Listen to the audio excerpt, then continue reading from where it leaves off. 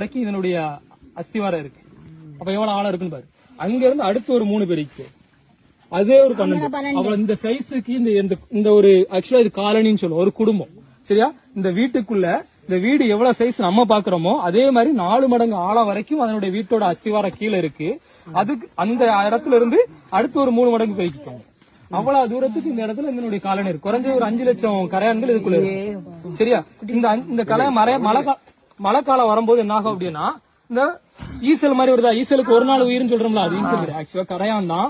தக்க முளைச்சு அது வாலிப வயசு வந்ததுக்கு அப்புறம் என்ன ஆகும்னா, மழை காலத்துல உள்ள என் கூட்டுக்குள்ள என் வீட்டுக்குள்ள இடம் இல்லைன்னு முடிவானக்கு அப்புறம் என்ன செய்யும், அடுத்தவன சந்தைகளுக்கு இடம் விட்டுட்டு அவங்க பறந்து புதிய இடத்துக்கு போவாங்க. போகும்போதுதான் நிறைய உயிர்களுக்கு அது உணவாகவும் மாறுது.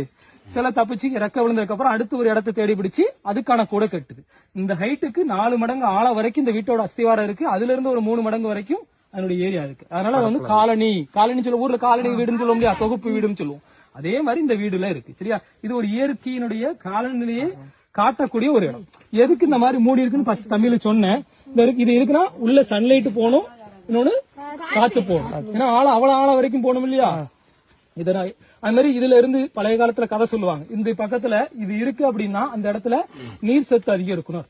நீர் இருந்த இடத்துல மட்டும்தான், நீர் எங்க அதிகம் இருக்கோ அந்த இடத்துல தான் கரையான் புத்து கட்டும். இந்த மண் அவ்வளவு ஆரோக்கியமானது. சரி, அதை வெட்டி எடுக்க கூடாது. ஆக்சுவலா இது ஒரு குடும்பத்தோட ஒரு கூடு, அதனால அதை உடைக்க கூடாது. மருத்துவத்துக்கு பயன்படுத்த பழைய ட்ரெடிஷனலா பயன்படுத்தினாங்க. இப்ப யாருக்கும் ஆல்ரெடி அந்த இருக்க தம்பி பாத்துட்டான், நான் போய் சொல்லல. சரியா? சோ அந்த ஈசலுடைய ஒரு ரெக்கை. சரியா? நாங்க மழை காலத்துல நிறைய வீடியோஸ் எடுத்திருக்கோம். மழை பெய்யும் போது அப்படியே புத்துல இருந்து வெளியே வரும், அவ்வளவு அழகா பறந்து வரும். எப்போ அதுக்குன்னா அதே மாதிரி ஒரு மழை பெய்யறத நீங்க நல்ல புத்த கவனிச்சுட்டே வந்தீங்கன்னா ஒரு விஷயம் தெரியும்.